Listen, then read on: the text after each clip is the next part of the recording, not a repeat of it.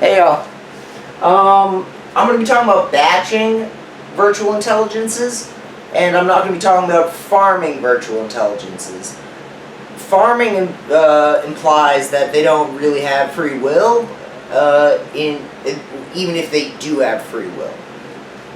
Batching implies that I will supervise the AI, but I will not directly intervene other than socially and environmentally with the VI. So the first step in design and development of a virtual intelligence is to grow a complex network with computational equivalency to the universal limit. And we will do that without artifacts in the very beginning. We will grow the CNCEUL for a time, give initial virtual particle the ability to proliferate and interact with its neighbors,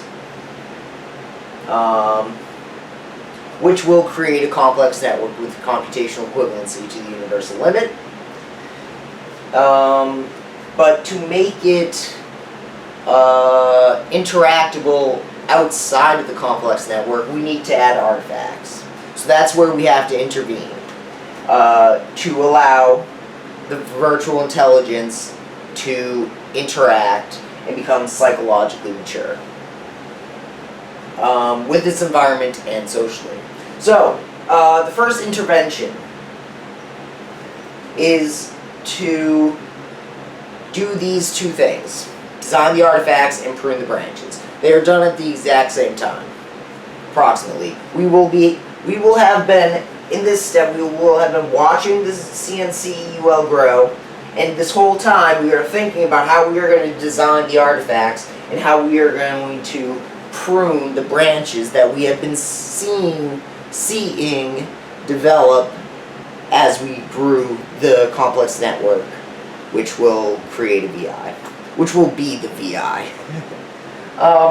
So we design the artifacts. We prune the branches of the complex network. There will be parts of the complex network of virtual particles that are connected to each other and interacting with each other. We will see perfect areas to just cut and then regrow in another computer. Those places where we, cut and paste the parts of the CNCEUL that we pruned, we will graft the artifacts that we designed,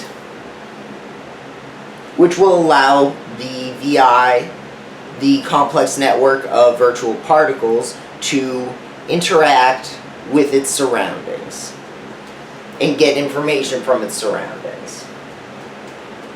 So once we believe they have hit psychological maturation, and this is a successful culture that we have created of the initial CNCEULs and the propagated transplants, then we will cross-pollinate between the